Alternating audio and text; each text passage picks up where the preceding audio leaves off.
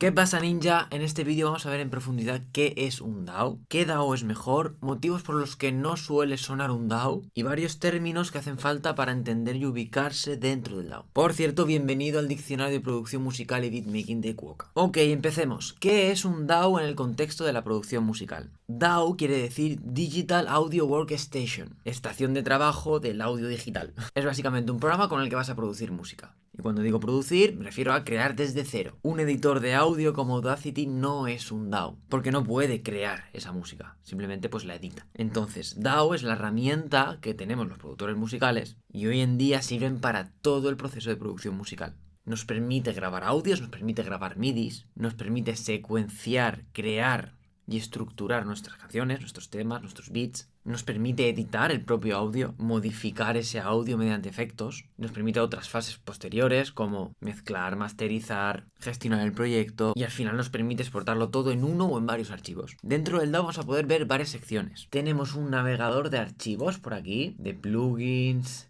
de los propios proyectos, tus librerías, etc. Tenemos una zona con los faders para regular la ganancia, el campo estéreo. Lo tienes en ambas vistas, en las otras vistas los tienes aquí. Una zona que es esta donde podremos insertar una cadena de plugins, los instrumentos, un editor MIDI o piano roll, depende del DAO, se llama de una manera o de otra, donde tú puedes poner, secuenciar, escribir las notas que tú quieras. Y tenemos una zona que es esta de aquí, que es el secuenciador, que es una zona en la cual puedes organizar todas las pistas de audio y las pistas MIDI a lo largo del tiempo para estructurar.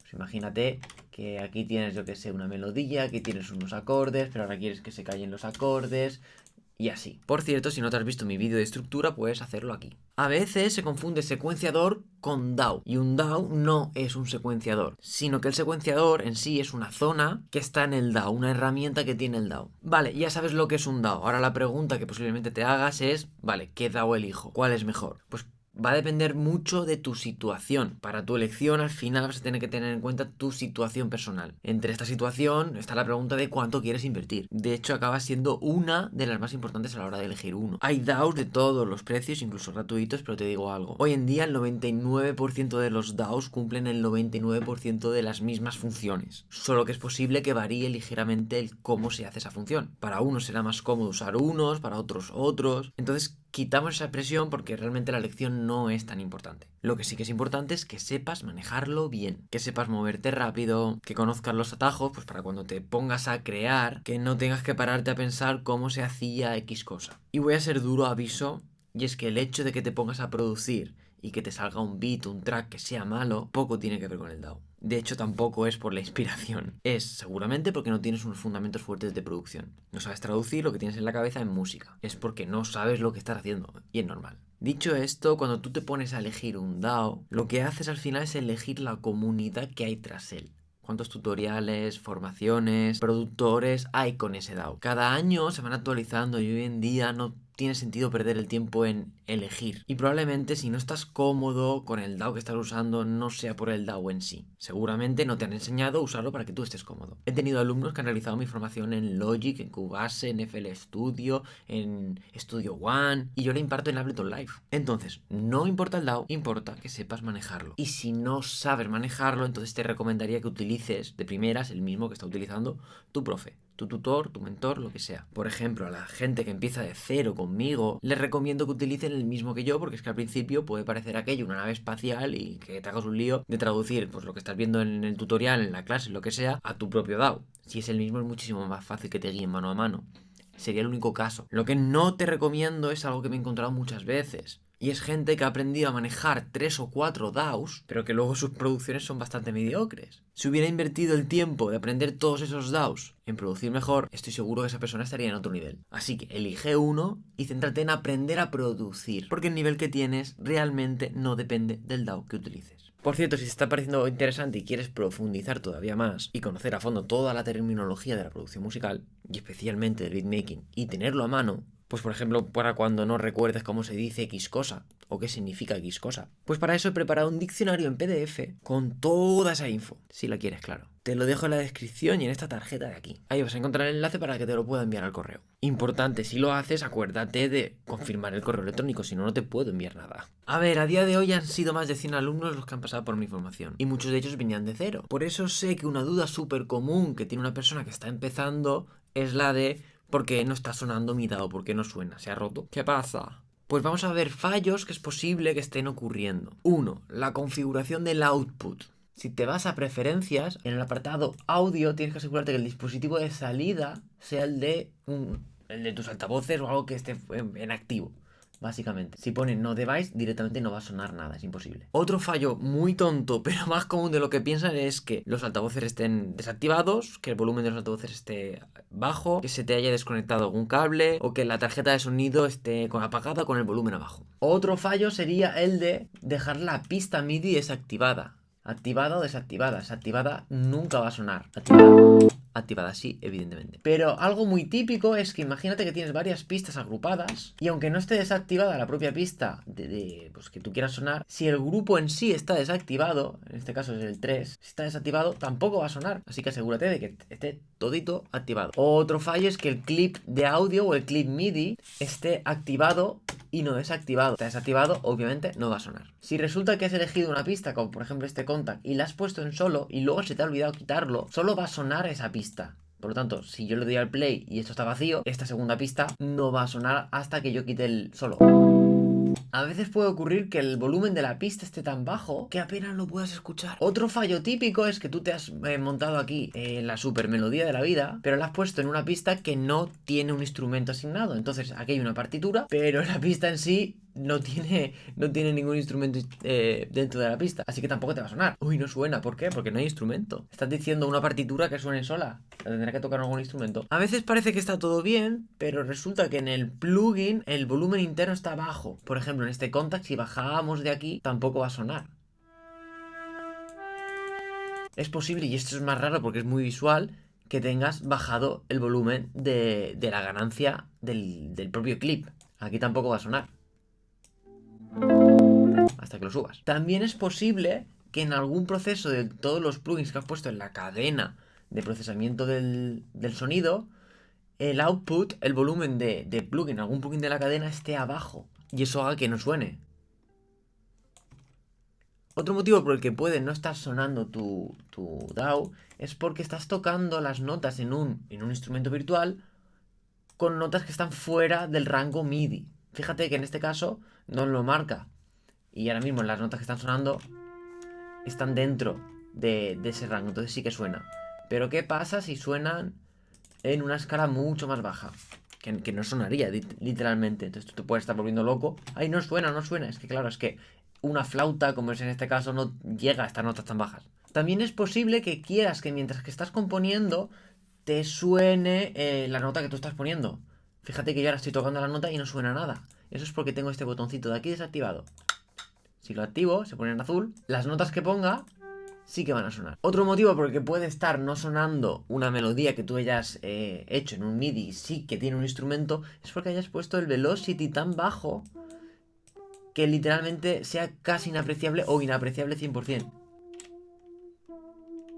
Y por último, esto también es más raro, a no ser que tú ya te has puesto a tocar cosas dentro del DAW, que normalmente tampoco se tocan mucho, al menos en el Ableton Live, es el tema del ruteo. Si tú le dices que esta pista de aquí, en lugar de ir al grupo 1, lo mandas a envíos, por ejemplo, no va a sonar. Tienes que decirle que vaya o al grupo propio o al máster. Entonces la música va a salir desde aquí hasta el máster y en el máster pues va a sonar. Vayamos al grano con términos que tienes que dominar para manejarte bien dentro del DAW. ¿Qué es el piano roll o el editor MIDI dentro del DAW? El editor MIDI o el piano roll es una interfaz visual que muestra las notas musicales en un formato gráfico, que tú lo puedes ver. Hablando mal, es un piano en el cual tú puedes poner las notas MIDI dentro del DAW. Cada nota MIDI que metas va a indicar la nota que suena, la duración y la velocity. ¿Qué es el grid o rejilla dentro del DAW? Es una cuadrícula visual dentro del DAW que ayuda a organizar y alinear los eventos musicales. Se va a dividir en la unidad de tiempo que tú elijas. Esta rejilla se puede adaptar al zoom, por lo tanto, cuanto más te alejes, más ocupará cada cuadrícula. y cuanto más te acerques, pues la cuadrícula cada vez significa una unidad de tiempo menor. Esto está en el propio secuenciador y dentro del propio piano roll o editor MIDI. Si tú pones una rejilla más grande, la nota que pongas va a ser más grande. No lo vas a poder subdividir de manera automática. En cambio, si lo pones más pequeñita, pues cada nota va a ser muchísimo más pequeña. Yo normalmente la pongo en estrecha o en media. ¿Qué es cuantizar? Cuantizar significa ajustar automáticamente la sincronización de notas o eventos MIDI al grid, es decir, a la rejilla, corrigiendo posibles errores, desviaciones de tiempo. ¿Qué quiere decir esto? Quiere decir que imagina que en lugar de escribir las notas con el ratón, las grabas con un teclado MIDI. Y en algún momento, como no eres un robot, te has ido ligeramente de tiempo. No estás 100% ajustado a rejilla. Pues si cuantizas, esas notas se van a ajustar a esa rejilla en la medida que lo configures.